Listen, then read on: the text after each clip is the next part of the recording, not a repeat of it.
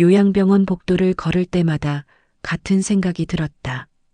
어머니는 언제쯤 다시 말씀하실 수 있을까? 매일 오후 2시 나는 어머니 병실로 향했다. 가을 햇살이 복도 끝 창문으로 비스듬히 들어오는 시간. 소독약 냄새가 코끝을 스쳤고 간호사들의 경쾌한 발소리가 복도에 울렸다. 어머니는 넉 달째 말을 잃으셨다. 뇌졸중이 찾아온 건 한여름이었다. 그날도 어머니는 평소처럼 시장에 다녀오셨다. 현관문 여는 소리가 들렸고 나는 거실에서 물었다. 어머니 오셨어요? 대답이 없었다. 이상한 예감이 들어 현관으로 달려갔을 때 어머니는 바닥에 쓰러져 계셨다. 그 이후로 어머니의 몸 절반이 마비되었다. 왼쪽 팔은 꼼짝하지 않았고 왼쪽 다리도 감각을 잃었다. 입술은 간신히 떨릴 뿐 소리를 만들어내지 못하셨다. 의사 선생님은 말씀하셨다. 회복 가능성은 있지만 시간이 필요합니다. 나는 그 말을 믿고 싶었다. 병실 창가 자리에는 내가 가져온 국화 화분이 놓여 있었다. 어머니가 좋아하시던 노란 국화. 매주 물을 주고 시든 잎을 따냈다. 어머니는 늘 그 화분을 바라보셨다. 눈동자만으로 말씀하시는 것 같았다.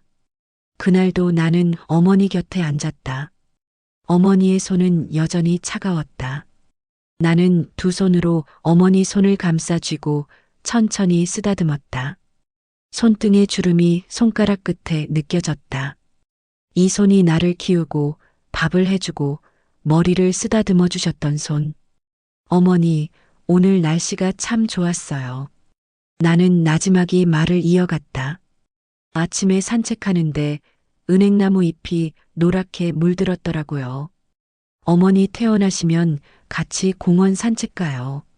어머니는 대답하지 않으셨다. 다만 눈을 감고 계셨다. 나는 익숙한 침묵 속에서 계속 이야기했다. 준호 이야기, 집 이야기, 이웃 이야기를 그때였다. 어머니의 손가락이 미세하게 움직였다. 나는 순간 말을 멈췄다. 착각인가 싶어 어머니 손을 내려다봤다. 다시 한번 어머니의 검지손가락이 떨렸다. 어머니? 내 목소리가 떨렸다. 어머니의 눈꺼풀이 천천히 열렸다. 흐릿하던 눈동자에 초점이 맺혔다. 어머니가 나를 보고 계셨다. 분명하게, 또렷하게. 입술이 움직이기 시작했다. 처음엔 소리가 나오지 않았다. 입모양만 변할 뿐이었다. 하지만 곧 아주 작지만 분명한 목소리가 흘러나왔다. 지금 내가 들어야 해. 심장이 쿵 하고 내려앉았다.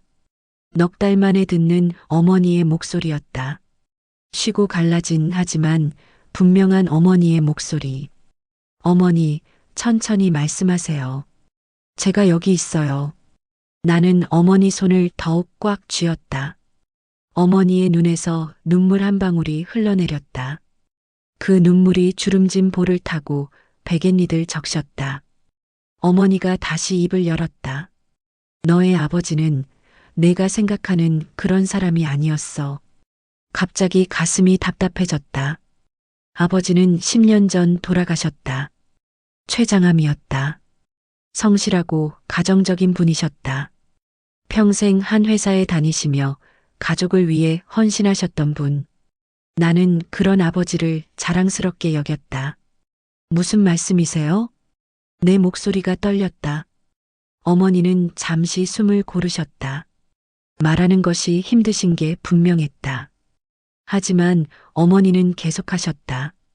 그 사람은 다른 여자를 사랑했어. 세상이 흔들리는 것 같았다. 오래전부터. 하지만 나와 결혼했지. 내 손이 떨렸다. 어머니는 잠시 눈을 감으셨다가 다시 뜨셨다. 그 눈빛에는 수십 년간 감춰온 비밀의 무게가 담겨 있었다. 그 여자는 내가 아는 사람이야. 숨이 막혔다. 하지만 내가 진실을 알게 되면 더 이상 미워할 수 없을 거야. 어머니의 목소리가 점점 작아졌다. 미안하다. 이제야 말하게 돼서. 어머니의 눈이 천천히 감겼다. 손에 쥐었던 힘이 풀렸다. 나는 황급히 간호사 호출 버튼을 눌렀다. 간호사가 달려왔고 어머니의 상태를 확인했다. 걱정 마세요. 그냥 잠드신 거예요. 간호사의 말에 안도했지만 내 안은 혼란스러웠다. 병실을 나와 복도 의자에 주저앉았다. 머릿속이 하얗게 변했다. 어머니의 말씀이 계속 귓가에 맴돌았다. 아버지가 다른 여자를 사랑했다. 내가 아는 사람이다. 도대체 누구일까? 나는 아버지의 얼굴을 떠올렸다. 늘 온화하게 웃으시던 얼굴, 어머니를 다정하게 대하시던 모습, 내 손을 잡고 공원을 산책하시던 기억. 그 모든 것이 거짓이었다는 말일까? 복도 창밖으로 저녁 햇살이 기울어가고 있었다. 나는 핸드폰을 꺼내 남편에게 전화를 걸려다 멈췄다. 무슨 말을 해야 할지 알 수 없었다. 어머니가 깨어나 충격적인 고백을 했다고? 아버지가 다른 여자를 사랑했다고? 말로 꺼내는 순간 그것이 현실이 될 것 같았다. 나는 핸드폰을 도로 주머니에 넣었다. 창밖을 바라보며 생각했다. 내가 알던 모든 것이 한순간에 무너지고 있었다. 가족의 역사, 부모님의 사랑, 내 정체성까지. 그리고 문득 불안한 생각이 들었다. 어머니가 말씀하신 그 여자는 대체 누구일까? 내가 아는 사람이라면 혹시 가까운 사람일까? 복도 끝에서 환자복 입은 노인이 지팡이를 짚고 천천히 걸어가는 모습이 보였다. 나는 그 뒷모습을 멍하니 바라봤다. 인생이란 참 알 수 없는 것이다. 50년을 함께 산 부부에게도 비밀이 있고 그 비밀은 마지막 순간에야 드러나기도 한다. 집에 도착했을 때는 이미 어두워져 있었다. 현관문을 열고 들어서자 텅 빈 집이 나를 맞이했다. 불을 켜지 않은 거실은 어둠 속에 잠겨 있었고 냉장고 돌아가는 소리만이 정막을 깼다. 나는 가방을 소파에 던지고 그대로 주저앉았다. 머릿속이 복잡했다. 어머니의 말씀이 계속 맴돌았다. 아버지는 다른 여자를 사랑했어. 그 한마디가 내 인생 전체를 흔들고 있었다. 거실벽에 걸린 가족 사진이 눈에 들어왔다. 아버지, 어머니, 그리고 20살의 내가 함께 찍은 사진. 아버지는 환하게 웃고 계셨고 어머니는 수줍게 미소 짓고 계셨다. 나는 두 분 사이에서 행복해 보였다. 하지만 그 사진 속 웃음은 진짜였을까? 나는 일어나 부엌으로 갔다. 저녁을 차려야 했지만 손이 움직이지 않았다. 냉장고 문을 열었다가 그냥 닫았다. 식욕이 없었다. 핸드폰이 진동했다. 남편 준호의 문자였다. 오늘도 늦을 것 같아. 저녁 먼저 먹어. 짧고 건조한 문장. 나는 핸드폰 화면을 한참 바라봤다. 예전에는 이런 문자 뒤에 미안해나 하트 이모티콘이 따라왔었다. 요즘은 그마저 사라졌다. 문득 이상한 생각이 들었다. 준호의 최근 행동들이 하나씩 떠올랐다. 늦은 퇴근, 잦아진 주말 출근, 뜸해진 대화. 핸드폰을 볼 때 화면을 가리는 습관. 샤워 시간이 길어진 것. 어머니의 고백 이후 내 안에 무언가가 바뀌었다. 믿음이 흔들리기 시작했다. 설마 준호도? 아니라고, 아닐 거라고 생각하려 했다. 하지만 의심의 씨앗은 이미 싹을 틔우고 있었다. 나는 소파에 앉아 준호와의 20년을 떠올렸다. 우리는 28세에 만나 30세에 결혼했다. 중매였다. 양가 부모님이 주선하신 만남이었다. 처음 만난 날 준호는 조용하고 신중한 사람이었다. 사랑에 빠진 건 아니었다. 하지만 나쁜 사람은 아니라고 생각했다. 그래서 결혼했다. 부모님이 원하셨고 나이도 있었고 준호가 싫지는 않았으니까. 결혼 생활은 평범했다. 준호는 성실하게 회사에 다녔고 나는 집을 꾸렸다. 아이는 없었지만 그럭저럭 평온하게 살았다. 사랑이 식은 건지 아니면 애초에 뜨거웠던 적이 없는 건지 알 수 없었다. 그런데 최근 6개월 준호가 달라졌다. 집에 늦게 들어오고 주말에도 자주 나갔다. 프로젝트가 바빠라는 말만 반복했다. 나는 의심하지 않았다. 아니, 의심하고 싶지 않았다. 하지만 이제는 확인해야 했다. 며칠이 지났다. 나는 매일 어머니 병실에 갔고 준호는 매일 늦게 들어왔다. 우리는 거의 대화하지 않았다. 아침에는 서로 눈도 마주치지 않은 채 각자의 일과를 시작했다. 그러던 어느 날 아침이었다. 나는 결심했다. 확인해야 했다. 준호의 핸드폰을 봐야 했다. 결혼 20년 만에 처음 하는 일이었다. 준호가 샤워하러 들어간 사이 나는 거실 테이블 위에 놓인 그의 핸드폰을 들었다. 손이 떨렸다. 비밀번호는 알고 있었다. 우리 결혼 기념일 0502. 나는 숫자를 눌렀다. 화면이 켜졌다. 심장이 빠르게 뛰었다. 샤워실에서 물 흐르는 소리가 들렸다. 메시지 앱을 열었다. 그리고 그것을 봤다. 서연이라는 이름. 그 이름 아래 수십 개의 메시지가 있었다. 나는 떨리는 손으로 대화창을 열었다. 오늘도 보고 싶어. 당신 없으면 하루가 너무 길어. 우리 언제쯤 떳떳해질 수 있을까? 어젯밤 꿈에서도 당신을 봤어. 메시지는 최근 6개월간 계속되어 있었다. 준호의 답장도 있었다. 나도 보고 싶어. 조금만 기다려줘. 당신을 만난 건 축복이야. 곧 정리할게. 약속해. 손이 덜덜 떨렸다. 화면이 흐려지는 것은 눈물 때문인지 손 떨림 때문인지 알 수 없었다. 샤워실 문 여는 소리가 들렸다. 나는 황급히 핸드폰을 제자리에 놓고 부엌으로 달려갔다. 싱크대에 손을 짚고 심호흡했다.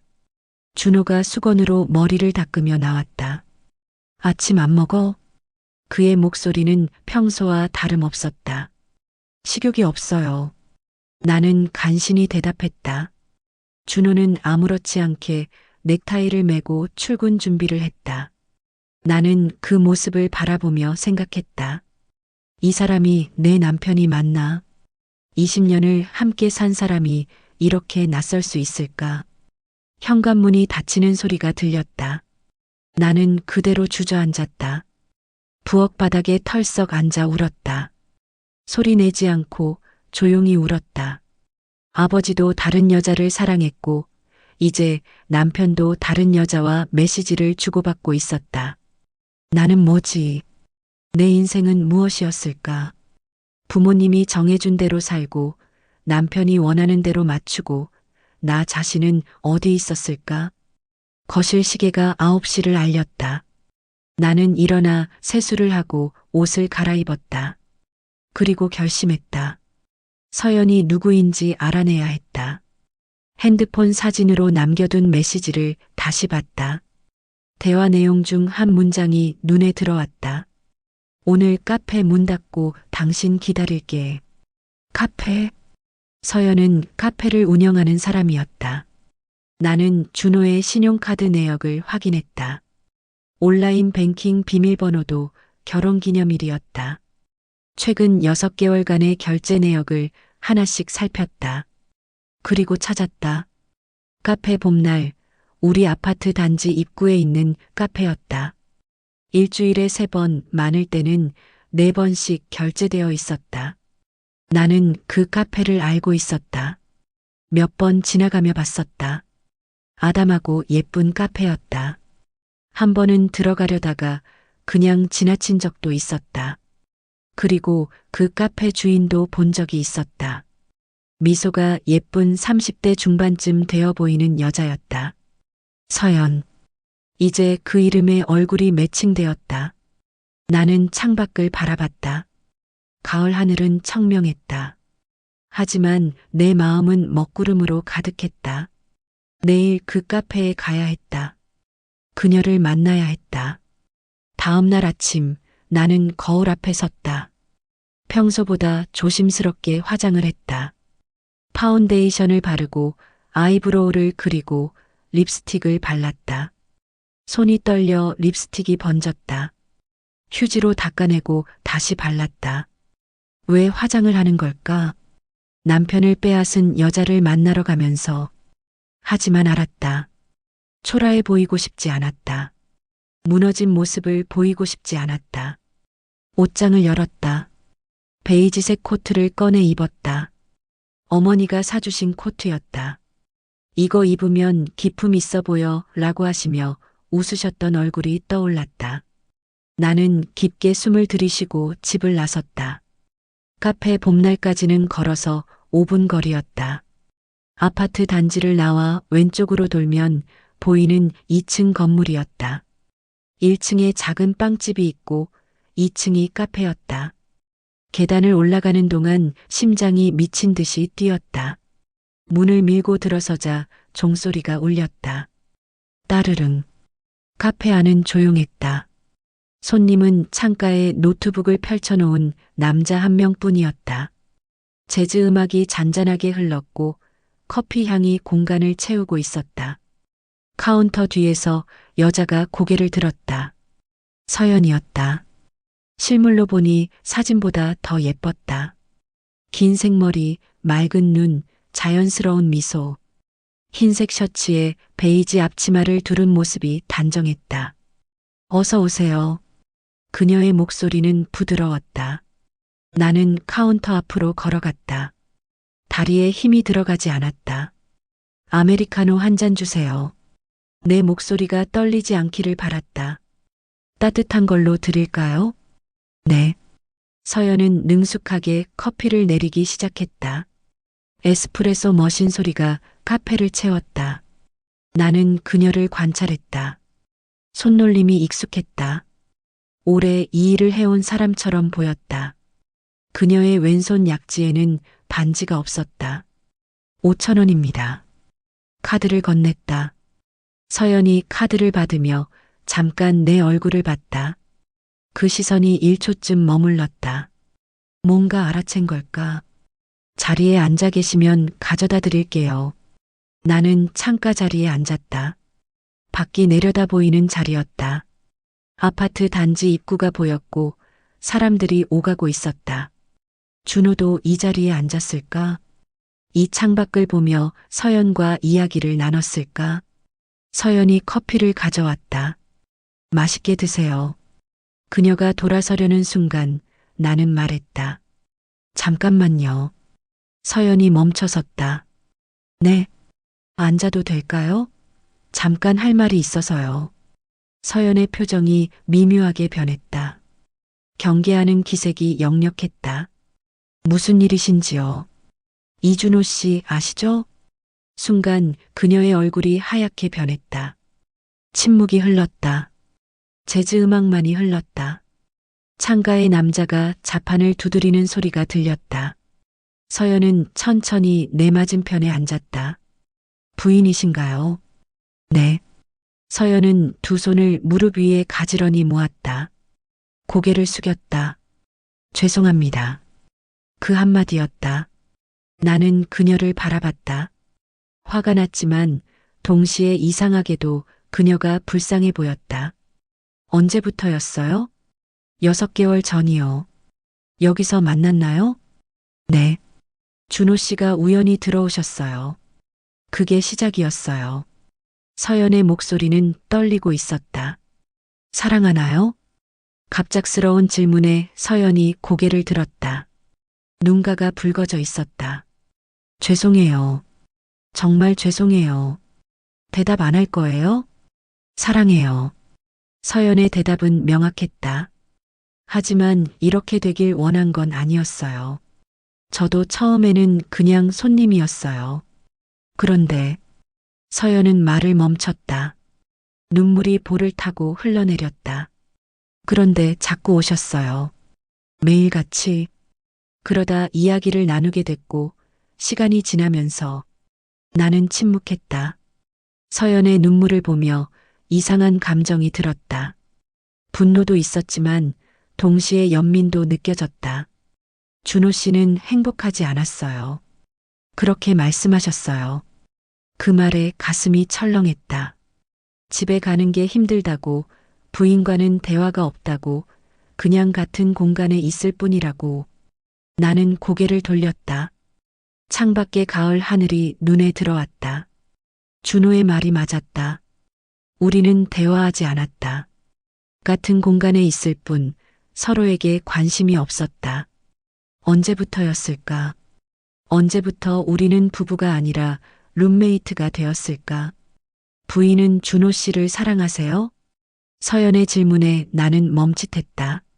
사랑. 그 단어가 낯설었다. 잘 모르겠어요. 솔직한 대답이었다. 20년을 함께 살았지만 사랑이 뭔지 잘 모르겠어요. 익숙함인지 의무감인지 아니면 정말 사랑인지. 서연은 조용히 내 말을 들었다. 저는 알아요. 제가 느끼는 게 사랑이라는 걸요. 준호 씨 생각에 밤잠을 설치고 그 사람 목소리만 들어도 가슴이 뛰어요. 이게 잘못된 거라는 것도 알아요. 하지만 멈출 수가 없어요. 서연의 고백은 순수했다. 그 순수함이 오히려 더 아팠다. 나는 커피 잔을 들었다. 식어버린 커피를 한 모금 마셨다. 쓴맛이 입안에 퍼졌다. 준호는 뭐라고 했나요? 저와 이혼하겠다고 했나요? 아니요. 그 얘기는 안 하셨어요. 그럼 당신과 결혼하겠다고도 안 했겠네요. 서연은 대답하지 않았다. 알아요. 남자들은 다 그래요. 집에서는 불행하다고 하지만 정작 떠날 생각은 없어요. 나는 자리에서 일어났다. 만나지 마세요. 준호를. 부인. 부탁이 아니에요. 명령이에요. 나는 카페를 나왔다. 계단을 내려가는데 다리가 후들거렸다. 건물 밖으로 나와 한참을 서 있었다. 가을바람이 불었다. 낙엽이 발밑으로 떨어졌다. 나는 핸드폰을 꺼내 준호에게 전화를 걸었다. 신호음이 3번 울렸다. 여보, 준호의 목소리였다. 오늘 저녁 집에서 먹어요. 왜 갑자기? 할 얘기가 있어요. 무슨? 나는 전화를 끊었다. 그날 저녁 나는 정성껏 저녁을 차렸다. 준호가 좋아하는 김치찌개를 끓였다. 계란말이를 부치고 시금치나물을 무쳤다. 마지막으로 식사를 함께 준비한 게 언제였는지 기억나지 않았다. 준호는 7시에 집에 들어왔다. 왔어요. 응. 씻고 올게. 준호는 어색해 보였다. 서둘러 방으로 들어갔다. 나는 식탁을 차렸다. 밥그릇, 국그릇, 반찬들을 정갈하게 놓았다. 준호가 나와 식탁에 앉았다. 무슨 일 있어? 밥 먼저 먹어요. 우리는 침묵 속에서 식사를 했다. 숟가락 부딪히는 소리만 들렸다. 준호가 먼저 입을 열었다. 그래서 무슨 얘기? 나는 숟가락을 내려놓았다. 서연이요. 준호의 손이 멈췄다. 얼굴이 하얗게 변했다. 뭐? 카페 봄날 주인 서연. 오늘 만나고 왔어요. 여보. 언제부터였어요? 6개월 전부터죠? 준호는 대답하지 못했다. 왜요? 내가 뭘 잘못했길래? 아니, 당신 잘못이 아니야. 그럼 뭐예요? 단지 사랑하지 않아서? 우리가 대화하지 않아서? 준호는 고개를 숙였다. 미안해. 미안하다고요? 내 목소리가 커졌다. 20년을 함께 살았는데 미안하다는 말 한마디면 돼요? 나도 어떻게 해야 할지 모르겠어. 서연을 만나기 전까지는 그냥 살았어. 행복하지도 불행하지도 않게. 그런데 서연을 만나고 나서 사랑을 느꼈다? 응. 솔직한 대답이었다. 나는 웃었다. 씁쓸한 웃음이었다. 알아요. 우리 결혼 생활이 완벽하지 않았다는 거, 나도 당신을 사랑한다고 자신 있게 말할 수 없어요. 하지만 나는 말을 멈췄다. 하지만 이렇게 배신당할 줄은 몰랐어요. 미안해. 정말 미안해. 준호의 눈에 눈물이 고였다. 어떻게 하고 싶은데? 내 질문에 준호는 대답하지 못했다. 나랑 이혼하고 싶어요? 서연이랑 살고 싶어요? 모르겠어. 모르겠다고? 당신도 싫지 않아. 20년을 함께 살았잖아. 하지만 서연도. 나는 자리에서 일어났다. 결정하세요. 나 아니면 서연. 여보, 일주일 드릴게요. 일주일 안에 결정하세요. 나는 방으로 들어가 문을 닫았다. 그리고 침대에 쓰러져 울었다. 다음 날부터 나는 어머니 병실에서 더 많은 시간을 보냈다. 집에 있기가 싫었다. 준호와 같은 공간에 있는 게 견딜 수 없었다. 어머니는 여전히 말씀을 하지 못하셨다. 그날 이후로 다시 침묵 속에 잠기셨다. 하지만 눈빛으로 말씀하고 계셨다. 내가 힘들어하는 걸 아시는 것 같았다. 나는 어머니 손을 잡고 앉아 있었다. 어머니, 아버지도 그랬나요? 다른 여자를 사랑하면서도 우리랑 살았나요? 어머니의 눈에서 눈물이 흘렀다. 힘들었죠? 알면서도 모른 척 살아야 했던 거. 어머니가 천천히 고개를 끄덕이셨다. 그 여자가 누구예요? 제가 아는 사람이라고 하셨잖아요. 어머니는 입술을 떨었지만 소리는 나오지 않았다. 나는 기다렸다. 한참을 기다렸다. 그리고 어머니가 힘겹게 입을 열었다. 이모. 그 한마디였다. 나는 순간 이해하지 못했다. 이모요? 무슨 이모요? 어머니는 더 이상 말씀하지 못했다. 하지만 그 한마디면 충분했다. 이모. 나에게 이모는 한 분뿐이었다. 어머니의 동생, 수진 이모. 아버지가 사랑했던 여자가 바로 어머니의 동생이었다는 말인가. 머리가 하얗게 변했다. 수진 이모는 평생 결혼하지 않으셨다. 인연이 없어서라고만 말씀하셨다. 우리 집 근처에 사셨고 자주 우리 집에 오셨다. 아버지와도 편하게 대화하셨다. 나는 이모를 좋아했다. 이모는 늘 재미있는 이야기를 해주셨고 생일마다 선물을 사주셨다. 그런데 이모와 아버지가, 어머니는 알고 계셨어요? 어머니가 고개를 끄덕이셨다. 언제부터요? 어머니는 손가락을 들어 천천히 움직였다. 숫자를 세는 것 같았다. 3년? 아니, 30년. 어머니는 30년간 알고 계셨다는 말이다. 왜 모른 척 하신 거예요? 어머니의 눈에서 눈물이 흘렀다. 간호사가 들어왔다. 혈압 체크할 시간이에요. 나는 자리에서 일어났다. 잠깐 나갔다 올게요. 복도로 나와 창가에 섰다. 세상이 무너지는 것 같았다. 아버지와 이모. 어머니는 그걸 알면서도 30년을 함께 살았다. 나는 핸드폰을 꺼내 수진 이모에게 전화를 걸었다. 신호음이 울렸다. 여보세요? 이모의 목소리였다. 이모, 저예요. 아, 우리 지수. 무슨 일이야? 이모, 만날 수 있어요? 지금 당장. 지금 무슨 일 있어? 할 얘기가 있어요. 중요한 얘기요. 잠시 침묵이 흘렀다. 알았어. 어디서 볼까? 병원 1층 카페에서 만나요. 30분 후에. 전화를 끊고 나는 깊게 숨을 들이쉬었다. 30분 후 나는 병원 1층 카페에 앉아 있었다. 이모가 들어왔다. 60대 중반의 이모는 여전히 우아했다. 회색빛 머리를 단정하게 묶으셨고 검은색 코트를 입고 계셨다. 지수야. 이모가 내 맞은편에 앉았다. 무슨 일이야? 얼굴이 안 좋아 보이는데. 나는 이모를 바라봤다. 이 사람이 아버지를 사랑했다. 언니의 남편을 사랑했다. 이모, 아버지랑 사귀셨죠? 이모의 얼굴이 굳어졌다. 뭐라고? 아버지를 사랑하셨죠. 어머니 동생이면서 이모는 대답하지 않았다. 하지만 그 침묵이 대답이었다. 어떻게 그럴 수 있어요? 언니 남편을. 지수야. 어머니는 알고 계셨어요. 30년 동안요. 그런데도 모른 척 하셨어요. 가족을 위해서요. 이모의 눈에 눈물이 고였다. 미안해. 정말 미안해. 미안하다고요? 그게 다예요? 나도 어쩔 수 없었어. 내 아버지를 처음 만난 건 내 어머니가 소개시켜줬을 때였어. 언니의 남자친구로. 이모는 떨리는 목소리로 말했다.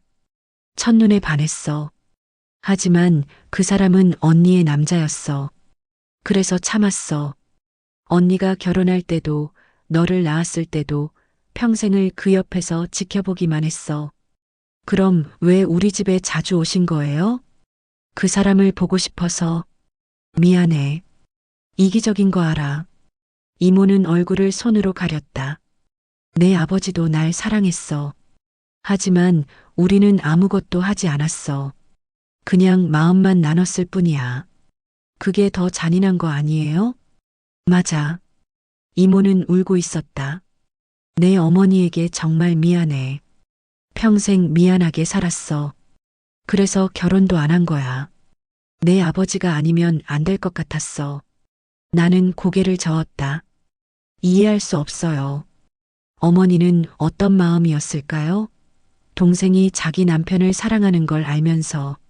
내 어머니는 강한 사람이었어. 가족을 지키기 위해 참았어. 나는 자리에서 일어났다. 이모, 당분간 어머니 병문안 오지 마세요. 지수야, 부탁이에요. 어머니가 편하게 쉬셔야 해요. 나는 카페를 나왔다.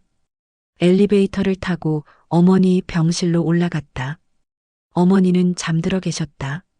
나는 어머니 손을 잡았다. 어머니, 이제 알았어요. 어머니가 얼마나 힘드셨는지, 얼마나 외로우셨는지. 눈물이 흘러내렸다. 어머니는 저를 위해 참으셨죠? 가족을 지키기 위해. 어머니의 손이 미세하게 움직였다. 나는 어머니 손에 입맞춤했다. 사랑해요, 어머니. 정말 사랑해요. 집으로 돌아왔을 때 준호가 거실에 앉아 있었다.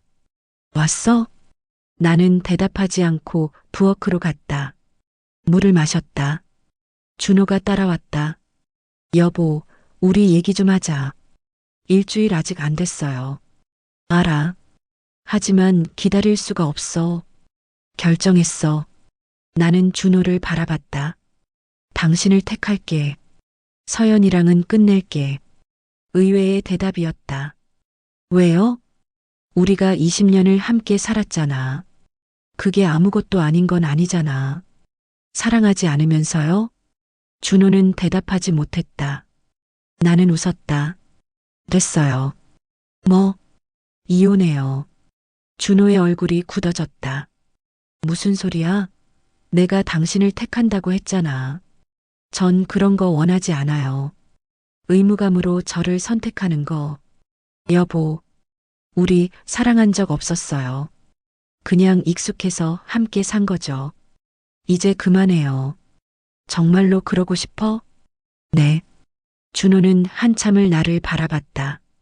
알았어. 그렇게 우리는 끝났다. 20년의 결혼이 한순간에 무너졌다. 이혼 절차는 생각보다 간단했다. 서로 합의하에 재산을 나누고 서류에 도장을 찍었다. 준호는 짐을 싸서 집을 나갔다. 미안해. 그게 준호의 마지막 말이었다. 나는 대답하지 않았다. 현관문이 닫히는 소리가 들렸다. 그리고 나는 텅 빈 집에 혼자 남았다. 이상하게도 슬프지 않았다. 오히려 후련했다. 마치 오랫동안 짊어지고 있던 짐을 내려놓은 것 같았다. 나는 거실벽에 걸린 가족 사진을 내렸다. 아버지, 어머니, 그리고 나. 모두가 웃고 있는 사진. 하지만 이제는 알았다. 그 웃음 뒤에 숨겨진 진실을. 나는 사진을 서랍에 넣었다. 그리고 어머니 병실로 향했다. 어머니는 깨어 계셨다. 창밖을 바라보고 계셨다. 어머니. 어머니가 고개를 돌렸다. 나는 어머니 곁에 앉았다. 이혼했어요. 어머니의 눈이 커졌다. 괜찮아요. 제 선택이에요. 나는 어머니 손을 잡았다. 어머니처럼 살고 싶지 않아요. 사랑하지 않는 사람과 평생을 함께 살고 싶지 않아요. 어머니의 눈에서 눈물이 흘렀다. 어머니가 저한테 주신 마지막 선물이에요. 진실을 알려주셔서 고마워요. 덕분에 저도 진실하게 살 수 있게 됐어요. 어머니가 천천히 고개를 끄덕이셨다. 그리고 힘겹게 입을 열었다. 미안해. 그리고 고마워. 작지만 분명한 목소리였다. 나는 어머니를 껴안았다. 사랑해요, 어머니. 6개월이 지났다.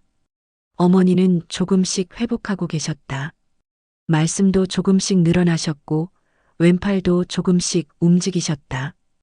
의사 선생님은 기적이라고 말씀하셨다. 나는 매일 어머니 병실에 갔다. 그리고 어머니와 대화를 나눴다.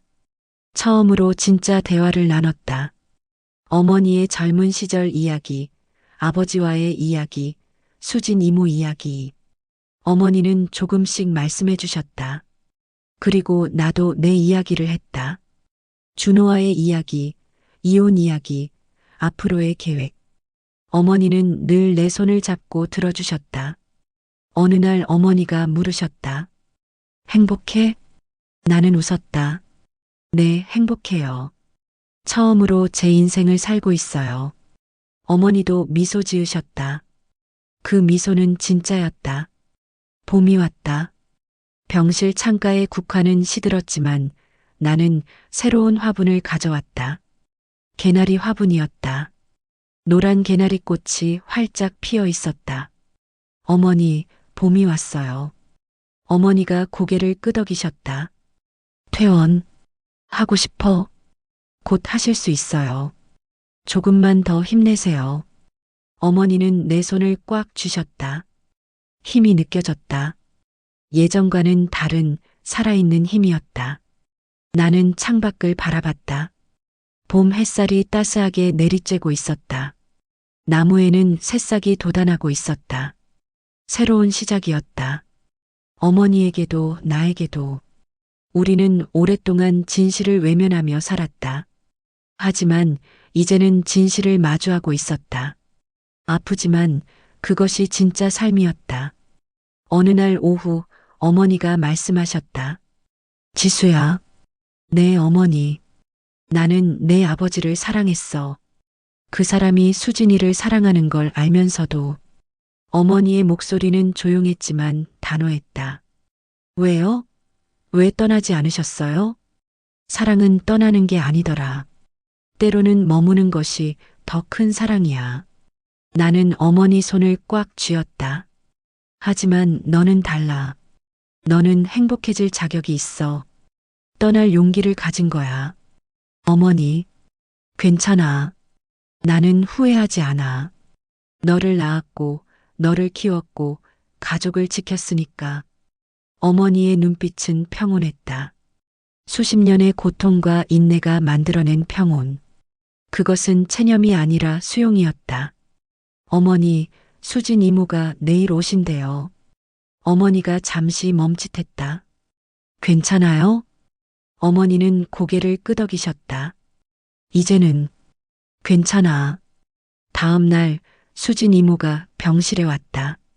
이모는 백합 꽃다발을 들고 계셨다.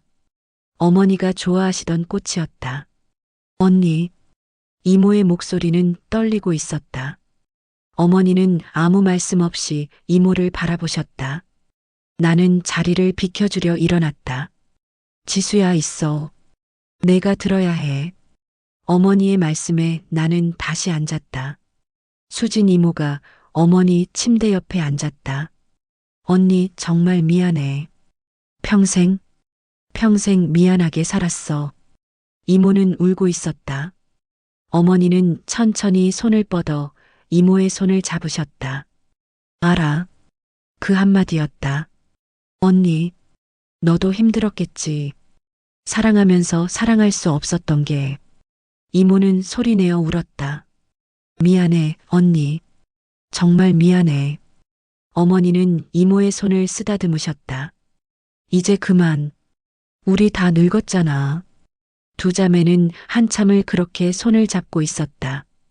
60년을 함께 살며 쌓인 상처와 미안함과 사랑이 그 손길 속에 담겨 있었다. 나는 그 모습을 보며 깨달았다. 용서란 상처를 잊는 게 아니라 그 상처와 함께 살아가는 법을 배우는 것이라는 걸. 한 달 후 어머니는 퇴원하셨다. 나는 어머니를 모시고 작은 아파트로 이사했다. 혼자 사는 집에서 어머니와 함께 살기로 했다. 처음으로 나의 선택이었다. 아침마다 어머니와 함께 식사를 준비했다. 간단한 국과 반찬을 만들며 대화를 나눴다. 오늘 날씨가 좋네. 네, 어머니. 오후에 산책 가실래요? 그래, 좋지. 평범한 대화였지만 그 평범함이 소중했다. 저녁에는 함께 뉴스를 보거나 책을 읽었다. 어머니는 조금씩 회복하고 계셨고 나는 조금씩 나 자신을 찾아가고 있었다. 어느 토요일 오후였다. 나는 어머니와 함께 근처 공원을 산책하고 있었다. 봄바람이 불었고 벚꽃이 흩날렸다. 어머니는 내 팔을 잡고 천천히 걸으셨다. 지수야. 네, 어머니. 행복하니? 나는 잠시 생각했다. 행복. 그 단어의 의미가 예전과는 달라졌다. 네, 행복해요. 다행이다. 우리는 벤치에 앉았다. 앞에는 작은 연못이 있었고 오리 가족이 유유히 헤엄치고 있었다. 어머니도 행복하세요? 내 질문에 어머니는 잠시 침묵하셨다가 대답하셨다. 지금은 행복해. 내가 곁에 있으니까. 나는 어머니 어깨에 머리를 기댔다. 어머니, 준호 얘기 들었어요? 뭔데? 재혼한대요. 서연이랑. 어머니는 아무 말씀 없이 고개를 끄덕이셨다. 축하해줬어요? 아니요. 그냥 잘 살라고만 했어요. 미련은 없니? 나는 고개를 저었다. 없어요. 이상하죠? 20년을 함께 살았는데. 아니야. 그게 정상이야. 진짜 사랑이 아니었으니까. 어머니의 말씀이 맞았다. 준호와 나는 사랑한 적이 없었다. 그저 익숙함으로 함께 했을 뿐이었다. 어머니는 아버지를 진짜 사랑하셨어요? 어머니는 연못을 바라보며 말씀하셨다. 사랑했지. 그 사람이 나를 사랑하지 않는다는 걸 알면서도 그게 더 아프지 않았어요? 아팠지. 하지만 그것도 사랑이었어. 내 방식에. 나는 어머니를 바라봤다. 주름진 얼굴, 하얗게 센 머리, 하지만 눈빛만은 여전히 맑으셨다. 어머니, 후회하세요? 후회. 했었지. 특히 밤에 혼자 누워있을 때. 하지만 지금은 아니야. 왜요? 너를 낳았고, 너를 키웠고, 그 모든 순간이 있었으니까. 그게 내 인생이었어. 어머니는 내 손을 잡으셨다. 지수야, 인생은 완벽하지 않아. 아프고 힘들고 때로는 불공평해. 하지만 그 속에서도 아름다운 순간들이 있어. 어떤 순간요? 지금 같은 순간. 너와 함께 벚꽃을 보는 이 순간. 눈물이 났다. 행복해서 우는 건지 슬퍼서 우는 건지 알 수 없었다. 아마 둘 다였을 것이다. 계절이 바뀌었다. 여름이 지나고 가을이 왔다. 나는 작은 서점에서 일을 시작했다. 평생 하고 싶었던 일이었다. 책을 좋아했지만 결혼하면서 포기했던 꿈이었다. 이제는 내 인생을 살고 있었다. 어머니는 집에서 천천히 재활 운동을 하셨다. 왼팔도 많이 좋아지셨고 혼자 걸으실 수도 있게 되었다. 어느 날 저녁 수진 이모가 저녁 식사를 가져오셨다. 언니, 지수, 내가 음식 좀 만들어 왔어. 이모는 요즘 자주 오셨다. 처음엔 어색했지만 이제는 자연스러웠다. 우리는 함께 식탁에 앉았다. 맛있네요, 이모. 그래, 다행이다. 언니 입맛에 맞을까 걱정했어. 어머니는 조용히 식사를 하셨다. 가끔 이모를 바라보시며 미소 지으셨다. 식사 후 이모가 말씀하셨다. 언니, 나 다음 달에 봉사활동 가려고 해. 시골 마을 독거노인들 돕는 거. 그래, 좋은 일이네. 언니도 같이 갈래? 몸도 좀 괜찮아졌잖아. 어머니는 잠시 생각하시더니 고개를 끄덕이셨다. 그래, 가자. 나는 두 분을 바라보며 미소 지었다.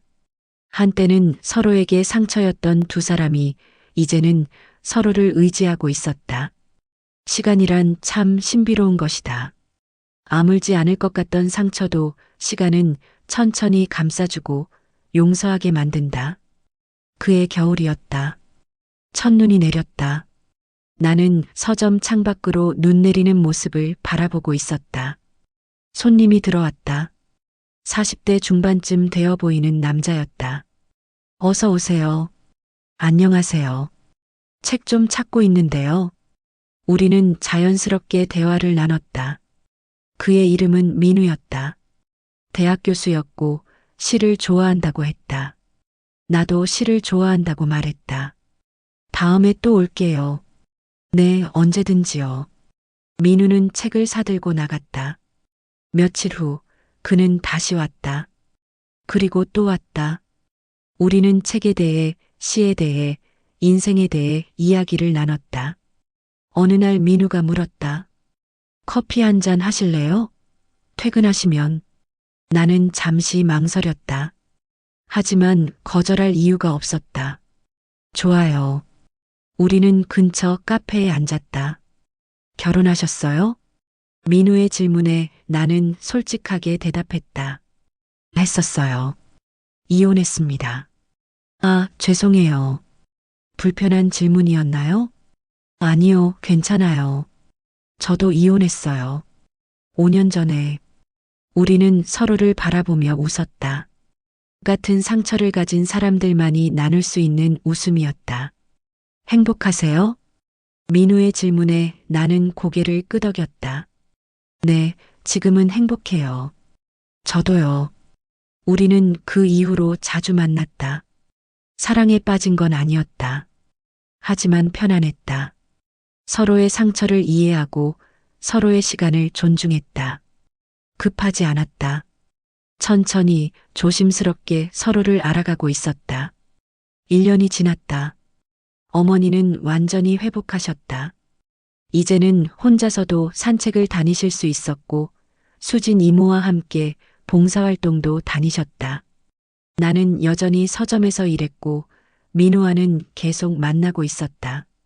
어느 일요일 오후 나는 어머니께 민우를 소개했다. 어머니, 소개할 사람이 있어요. 누군데? 민우예요. 제가 요즘 만나는 사람이요. 어머니는 민우를 보시며 미소 지으셨다. 반갑습니다. 어머님. 그래요. 우리 딸 잘 부탁해요. 네, 어머님. 우리는 함께 식사를 했다. 민우는 정중했고 어머니는 편안해 하셨다. 식사 후 어머니가 내 손을 잡으셨다. 좋은 사람이네. 네, 어머니. 서두르지 마. 천천히 알아가. 네, 알아요. 어머니는 내 머리를 쓰다듬으셨다.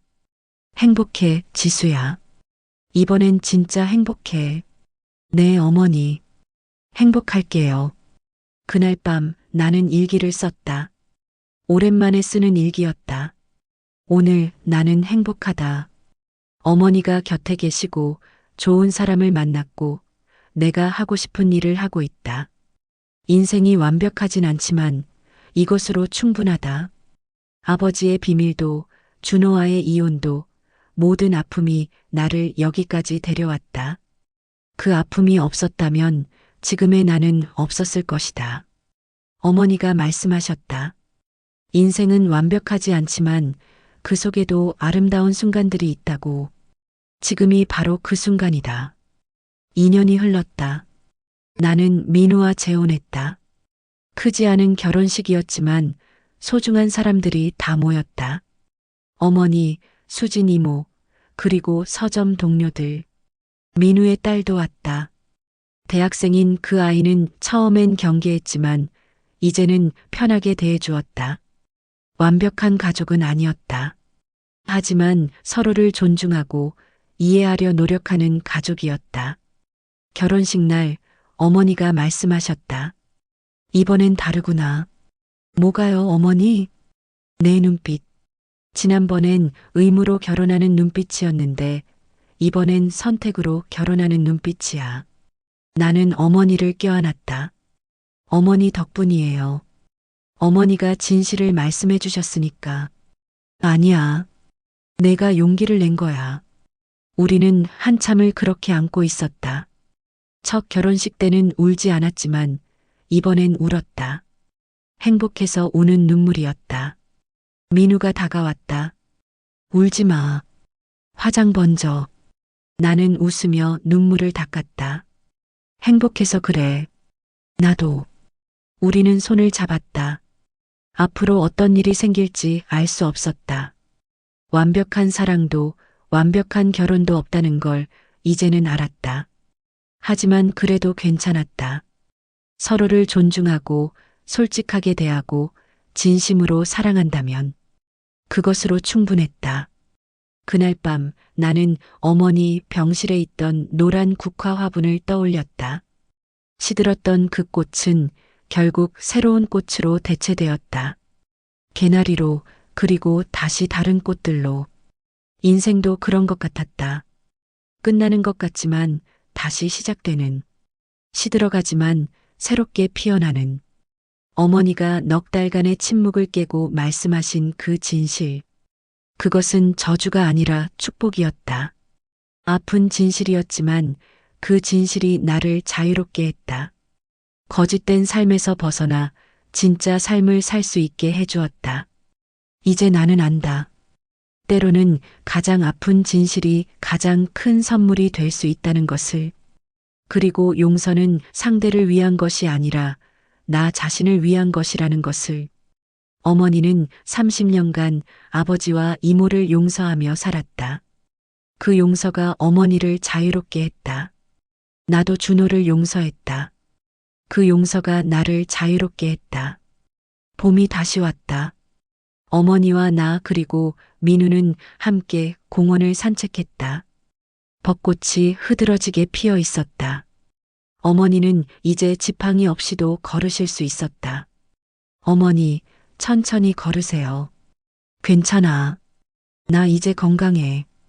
우리는 벚꽃나무 아래 벤치에 앉았다. 바람이 불 때마다 꽃잎이 흩날렸다. 민우가 말했다. 어머님, 제가 사진 한 장 찍어드릴게요. 그래요. 민우가 핸드폰을 꺼냈다. 어머니와 내가 함께 웃었다. 카메라 셔터 소리가 들렸다. 잘 나왔네요. 민우가 사진을 보여줬다. 화면 속 우리는 행복해 보였다. 진짜로 행복했다. 어머니, 이 사진 인화해서 집에 걸어요. 그래, 좋지. 우리는 한참을 그렇게 앉아 있었다. 아무 말 없이 그저 벚꽃을 바라보며. 바람이 불었다. 꽃잎이 춤을 추듯 흩날렸다. 그 꽃잎 사이로 햇살이 비쳤다. 따스했다. 어머니가 내 손을 잡으셨다. 고마워, 지수야. 무슨 말씀이세요? 내 딸이 돼줘서, 내 곁에 있어줘서. 나는 어머니 손을 꽉 쥐었다. 저야말로 고마워요. 어머니 딸로 태어나서. 우리는 서로를 바라보며 웃었다. 눈물이 났지만 행복한 눈물이었다. 민우가 조용히 우리를 지켜보고 있었다. 그의 눈에도 눈물이 맺혀 있었다. 우리 다 같이 손 잡아요. 민우의 말에 우리는 손을 잡았다. 어머니, 나, 민우.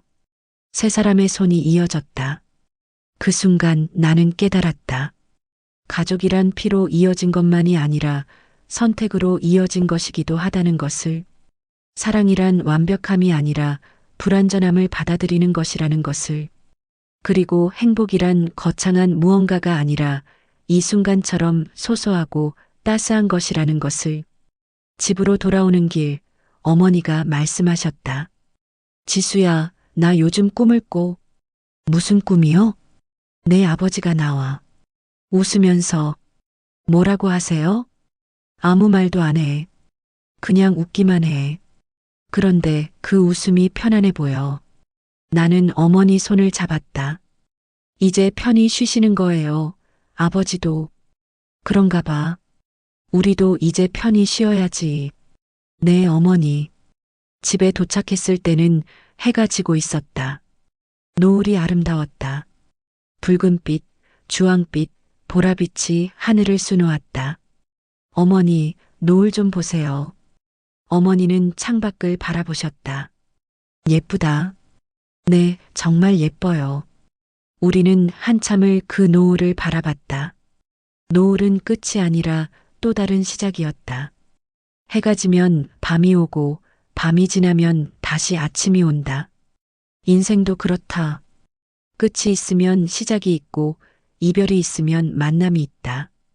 아픔이 있으면 치유가 있고 눈물이 있으면 웃음이 있다. 나는 이제 안다. 어머니가 깨어나 말씀하신 그 비밀은 저주가 아니었다. 그것은 나를 새로운 인생으로 이끄는 길이었다. 아팠지만 그 아픔이 나를 성장시켰다. 무너졌지만 그 무너짐이 나를 다시 세웠다. 어둠 속을 지나왔지만 이제 빛이 보인다. 그리고 그 빛 속에서 나는 진짜 나를 찾았다. 사랑하는 어머니와 함께, 소중한 사람들과 함께.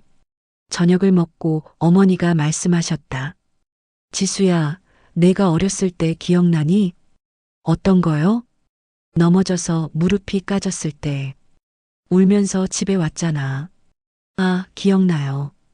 그때 내가 뭐라고 했는지 기억나? 나는 고개를 저었다.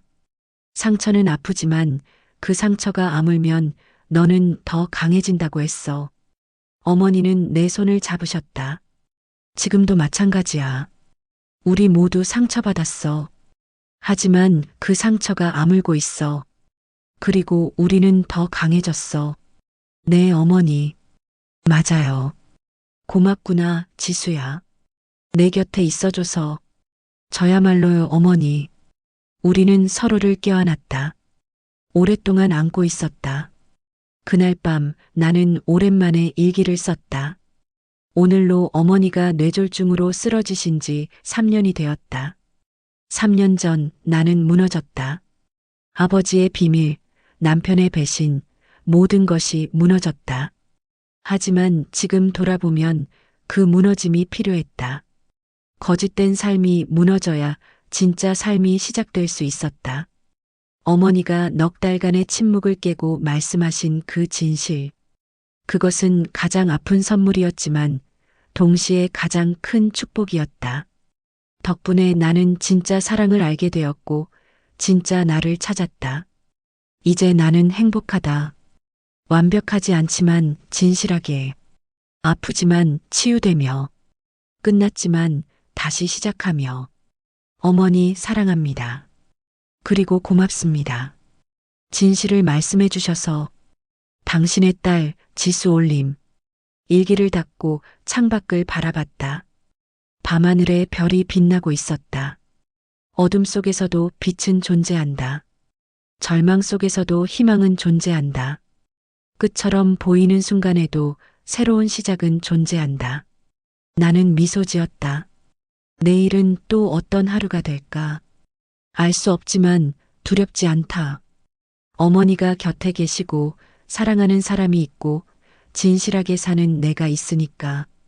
그것으로 충분하다. 아니, 그것 이상이다. 긴 이야기 끝까지 함께 해주셔서 진심으로 고맙습니다. 여러분 덕분에 저도 힘을 얻습니다. 혹시 오늘 이야기가 마음에 와닿으셨다면 아래쪽에 보이는 좋아요 버튼 한 번만 눌러주세요. 여러분의 작은 손길이 저에게는 큰 힘이 됩니다.